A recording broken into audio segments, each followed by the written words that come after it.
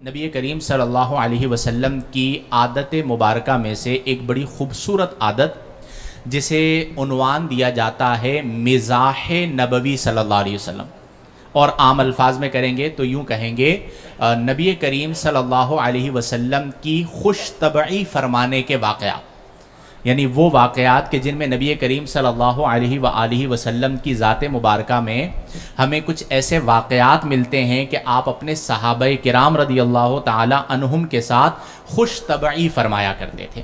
اب یہ یاد رکھیں کہ ایک لفظ ہوتا ہے ہمارے یہاں تمسخر۔ تمسخر کا معنی ہوتا ہے کسی کا مذاق اڑانا۔ دوسرا ہمارے یہاں ہوتا ہے کہ جھوٹی بات بولتے ہیں، غلط بیانی کرتے ہیں، سامنے والے کی عزت اچھالتے ہیں اور پھر اسے ہم نام دیتے ہیں میں تو مذاق کر رہا تھا۔ کیا کہتے ہیں؟ یعنی سارے میرے گناہ معاف کر دو، میں تو مذاق کر رہا تھا، میں نے کون سا سیریس میں یہ بات کہی ہے۔ تو یہ یاد رکھیں کہ جو چیز جھوٹ ہے وہ مذاق میں بھی کیا ہے، جو چیز دل آزاری ہے وہ مذاق میں بھی کیا ہے۔ اب یہ ایک الگ بات ہے کہ فطری طور پر انسان مزاح کو پسند کرتا ہے، یعنی اس کی طبیعت کے اندر یہ ہوتا ہے کہ خوش طبعی ہو، لیکن اس میں ایک دائرہ ہے کہ آپ نے خوش طبعی کے اندر جھوٹ نہیں بولنا، آپ نے خوش طبعی کے اندر سامنے والے کی دل آزاری نہیں کرنی، آپ نے خوش طبعی کے اندر اس واقعے کو مسخ نہیں کرنا بلکہ حقیقت کو بیان کرنا ہے۔ اور یہ نبی کریم صلی اللہ علیہ وسلم کی ایک صفت مبارکہ تھی کہ کئی مواقع پر آپ اپنے صحابہ کے ساتھ خوش طبعی فرمایا کرتے تھے۔ اب یہاں پر ایک بات ذہن نشین رکھیے گا کہ اللہ نے اپنے پیارے محبوب صلی اللہ علیہ وسلم کو جلال بھی عطا فرمایا اور جمال بھی عطا فرمایا، یعنی جلال اور جمال کا ایک حسین امتزاج تھا، لیکن نبی کریم صلی اللہ علیہ وسلم کی جو معمولات تھے، یہ جو آپ کی زندگی تھی، عمومی زندگی، اس میں جمال غالب تھا۔ اس میں کیا غالب تھا؟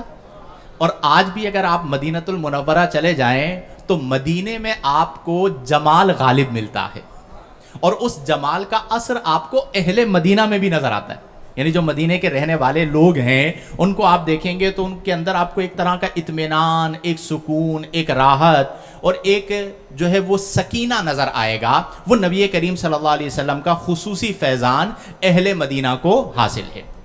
حضرت عمرو بن العاص رضی اللہ عنہ بڑے جلیل القدر صحابی ہیں، اور آپ دیہات العرب میں شمار ہوتے تھے، فاتح مصر بھی آپ کہلاتے ہیں، اور آپ عربوں کے سیاست دان تھے، یعنی بڑا اثر و رسوخ رکھتے تھے۔ تو کسی نے آپ سے کہا کہ آپ نے نبی کریم صلی اللہ علیہ وسلم کی صحبت پائی ہے، تو آپ نبی کریم صلی اللہ علیہ وآلہ وسلم کے چہرہ انور کے حسن کو اور آپ کی صفت کو بیان کریں۔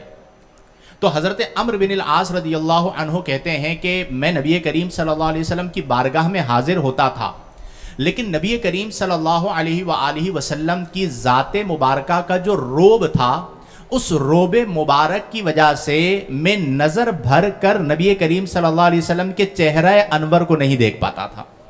یعنی روب مصطفیٰ کریم کا عالم یہ ہے کہ حضرت عمرو بن العاص جو ہیں وہ نظر بھر کے نبی کریم صلی اللہ علیہ وسلم کے چہرہ انور کو نہیں دیکھ پا رہے۔ یہ روب وہ ہے جو اللہ نے عطا فرمایا آپ کو، لیکن اس کے باوجود، یعنی اس روب مبارک کے باوجود، نبی کریم صلی اللہ علیہ وسلم صحابہ کرام رضی اللہ تعالی عنہم سے خوش طبعی فرما رہے ہیں، مزاح فرما رہے ہیں، تاکہ وہ جو قرب کا معاملہ ہے اور ایک فطری چیز ہے وہ موجود رہے۔ اس سے ہمیں ایک بات سمجھ میں آئی، وہ یہ ہے کہ اگر اللہ تعالیٰ کسی کو روب عطا فرماتا ہے تو کئی مواقع پر وہ روب نعمت ہوتا ہے۔ وہ روب کیا ہوتا ہے؟ کیونکہ اس روب کی وجہ سے بہت سارے مسئلے حل ہو جاتے ہیں۔ جیسے گھر کے اندر اگر باپ کا روب ہے تو کئی بار بہت بڑا حادثہ ہونے سے اس لیے بچ جاتا ہے یا رک جاتا ہے کہ بچوں کو پتا ہے کہ ابا گھر پہ موجود ہیں، اس روب کا فائدہ ہوتا ہے۔ لیکن ہمارے ہاں ایک بیماری پائی جاتی ہے۔ وہ بیماری کیا ہے کہ بعض لوگ تو وہ ہیں کہ جنہیں روب ملتا ہے، لیکن وہ بلا وجہ بعض اوقات وہ روب جماتے ہیں۔ وہ کیا کرتے ہیں؟ اور بعض لوگ وہ ہیں جنہیں روب کا ہیضہ ہوتا ہے کہ وہ جہاں پر رہیں، وہ کہتے ہیں محلے میں بھی رہیں تو ہمارا روب رہنا چاہیے، گھر میں بھی رہیں تو ہمارا کیا رہنا چاہیے، ہم خاندان کے کسی پروگرام میں جائیں تو وہاں پر بھی ہمارا کیا ہونا چاہیے، تو یہ یاد رکھیں کہ شرعی طور پر یہ جو فطور ہے دماغ میں کہ میرا روب ہونا چاہیے، میرا دبدبا ہونا چاہیے، اور روب جھاڑنے کا جو مزاج پایا جاتا ہے یہ شرعی طور پر مذموم ہے۔ اس کی وجہ یہ ہے کہ پھر اس سے لوگ بدظن ہوتے ہیں، اس سے پھر دلوں کے اندر نفرتیں آتی ہیں، لوگ آپ سے ڈرتے ہیں اور پھر آپ سے دور ہو جاتے ہیں۔ اگر آپ مذہبی شخصیت ہیں اور آپ سے دور ہونے کا نتیجہ یہ نکلتا ہے کہ وہ دین سے بھی دور ہو جاتے ہیں۔ تو اس لیے غیر ضروری طور پر روب جھاڑنا یہ درست، بولیے ذرا اونچی آواز سے، جو جھاڑتے ہیں وہ زیادہ اونچی آواز سے بولیں کہ بھئی یہ روب جھاڑنے والی عادت جو ہے نا یہ اچھی نہیں ہے۔ اچھا روب کس وجہ سے؟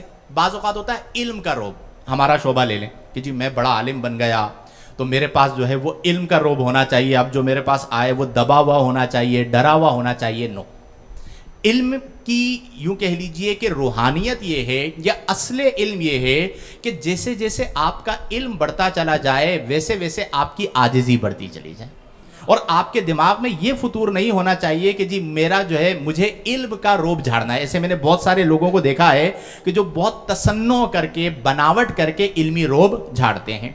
اسی طرح بعض اوقات ہوتا ہے مال کا روب۔ کس کا روب؟ مالدار ہو گئے۔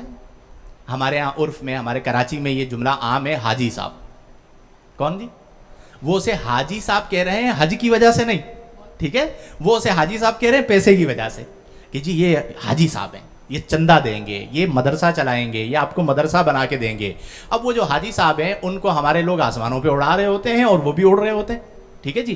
تو یہ جو مال کا روب ہے اس کی یعنی مال کی وجہ سے اگر آپ کے دماغ میں فطور آ گیا تو آپ کہیں گے میرے پاس تو پیسہ ہے۔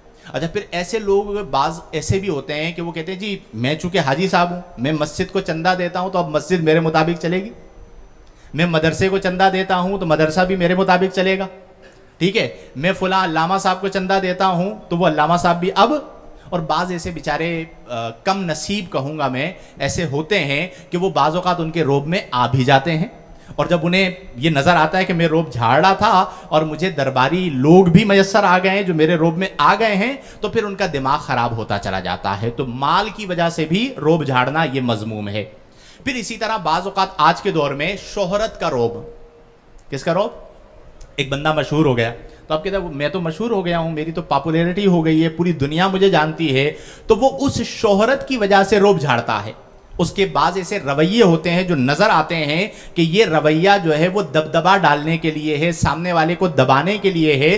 تو یہ تمام چیزیں مذموم ہیں۔ ہم سب انسان ہیں، ہم سب کیا ہیں؟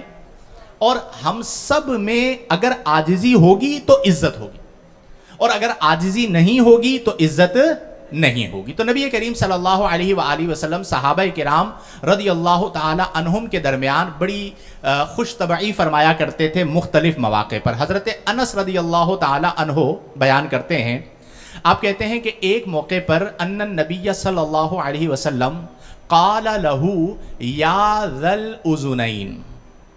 حضرت انس کہتے ہیں کہ ایک موقع پر نبی کریم صلی اللہ علیہ وسلم نے مجھے مخاطب کیا اور مجھے مخاطب کر کے فرمایا کہ یا ذل اذنین، یعنی آپ انس ہیں، انس کہہ کے مخاطب نہیں کیا بلکہ فرمایا یا ذل اذنین، اے دو کان والے۔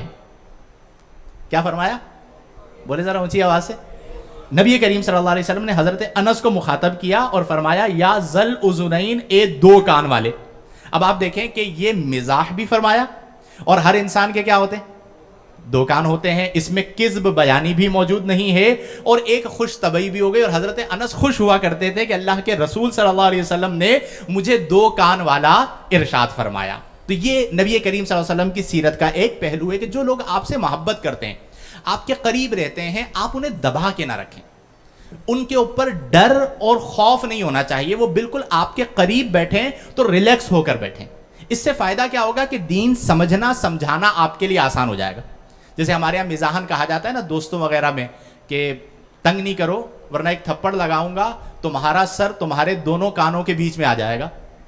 تو اب سر جو ہے وہ ہوتا کیا ہے؟ دونوں کانوں کے بیچ میں ہوتا ہے۔ تو یہ ظاہری طور پر اس کے اندر کوئی قباحت نہیں ہے، جیسا کہ رسول اللہ صلی اللہ علیہ وسلم نے فرمایا یا ذل اذنین، اے دو کان والے۔